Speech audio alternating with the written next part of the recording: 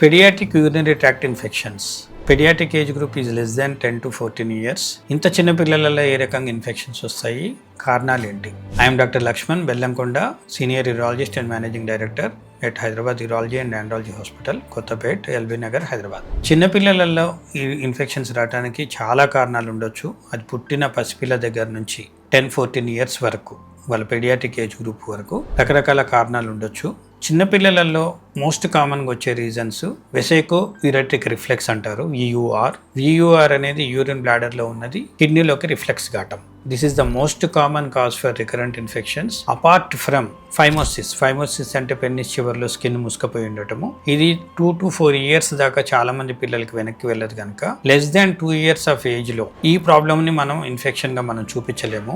So అటువంటి పిల్లలలో regular infections కి ఫస్ట్ సస్పెక్ట్ చేయవలసింది వెసైకో యూరెట్రిక్ రిఫ్లెక్స్.